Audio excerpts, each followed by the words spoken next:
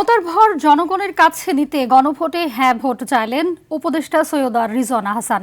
দেশে গণতন্ত্র চাইলে প্রত্যেক নাগরিককে তার নিজ নিজ অধিকারের ব্যাপারে সচেতন হতে হবে। দুপুরে ঢাকা উত্তর সিটি কর্পোরেশন আয়োজিত নাগরিক পদক 2025 অনুষ্ঠানে তিনি কথা বলেন। অনুষ্ঠানে উপদেষ্টা আদিলুর রহমান খান, স্থানীয় সরকার, পল্লী উন্নয়ন ও সমবায় মন্ত্রণালয় সচিব মোহাম্মদ রেজাউল মাকসুদ জাহিদি, ঢাকা উত্তর সিটি কর্পোরেশনের প্রশাসক সহ কর্মকর্তাবৃন্দ উপস্থিত ছিলেন। জনসচেতনতা বৃদ্ধিতে অবদান রাখায় 10 ব্যক্তি ও প্রতিষ্ঠানকে নাগরিক পদক প্রদান করা হয়।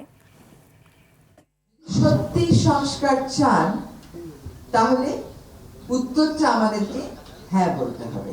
যদি হ্যাঁ না বলি, চুপ করে বসে থাকি, নিষ্ক্রিয় থাকি বা না বলি, তাহলে ক্ষমতার যে ভারসাম্যটা আনার প্রয়োজন এই সমাজে, সেই ভারসাম্যটা আনবার সুযোগটা আরো অনেক বছরের জন্য হয়তো আমরা মিস করে ফেলবো। আমরা ওই বাংলাদেশটাই স্বপ্ন দেখি, যে এই স্বপ্ন আমাদের শহীদরা দেখে গেছে, যেন বাংলাদেশ আর অন্যায়ের পথে না হাঁটে। তারা ওই বাংলাদেশই চেয়েছেন যে বাংলাদেশে বৈষম্য থাকবে না। আমরা খুব বেশি কাজ করতে পারি নাই, যেটুকু পেরেছি সেই কাজটা যেন স্থায়ী করতে পারি। যারা সামনে দায়িত্ব নেবেন তারা এগিয়ে নিয়ে যাবেন দেশকে। আধিপত্যবাদের কাছে আর বাংলাদেশ কখনো মাথা নত করবে না।